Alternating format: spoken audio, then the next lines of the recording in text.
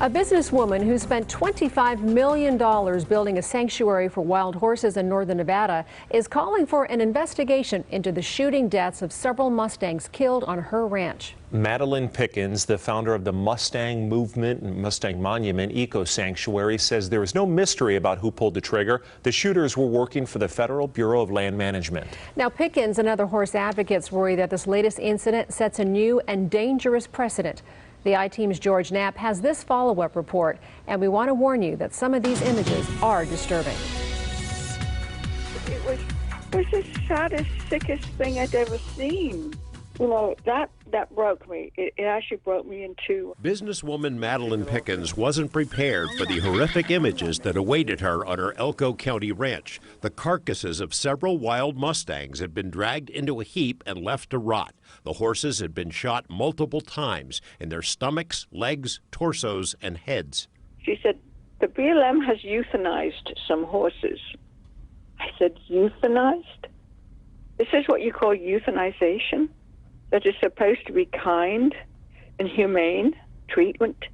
The stomach, the hips, the belly. You don't shoot a female in the belly. You just don't do it. But the BLM did. It told Pickens it had no choice but to put the 8 or 9 horses down due to their poor condition from lack of food and water. The I-Team already had the photos and details, but wrote to BLM in late August to ask whether a group of horses had been found shot to death in Elko County. Nothing came to mind. BLM asked for more details. In multiple messages over several days, the Bureau still didn't fess up, not until we mentioned Boone Spring on the Pickens property. BLM then admitted it humanely euthanized 8 horses that were in distress. In subsequent emails, BLM explained that its policy allows for humane euthanization through injection or a shot to the head, but when necessary, they use methods employed against big game animals, ethical and responsible means. Guess you're getting the last treat. Horse owner and advocate Jerry Reynoldson has worked with mustangs for 25 years. He's seen multiple incidents of entire herds of horses gunned down, crimes that are rarely solved, and of horses killed or terrified during the BLM's frequent helicopter roundups, such as this mare chased in September right after giving birth, according to witnesses.